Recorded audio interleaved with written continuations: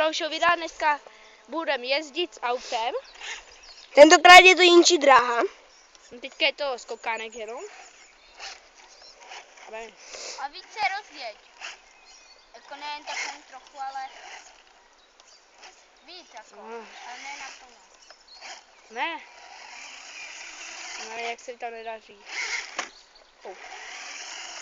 Jak se mi tam nedaří. Počkej.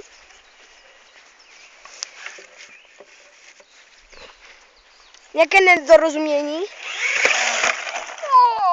Jo, tak to bylo hustý. To bylo salto. Pokus. A furt to funguje. Dívejte tohle. Tahle kára vydrží všechno. To křuplo. Ty vole.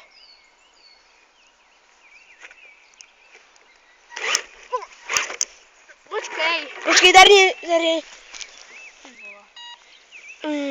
Nepočkej, je v tom nějaká závada? Ukáž. Zkus jezdit. Teďka jako...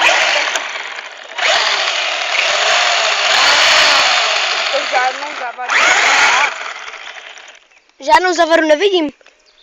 Tak já, to se ulomilo. Ale to takhle se hýbe, a to se nemá hýbat. To se něco ulomilo. Aha, to se ulomilo to kolo. Ty vole. Uká. To se přilepí, jako to není žádné. Ty vole, ale to se nestalo tím, že to bylo moc rychle. To se stalo, že to kolo najelo tady na ten klacek. To spadlo takhle na klacek. To se jako přilepí jako lepidlem, jako to není takové různé.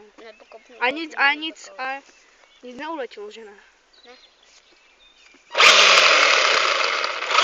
Jo, to není takový problém, jako tvůj. Počkej, ale tady je něco taky. Ale to je jenom to kolo škřuplo.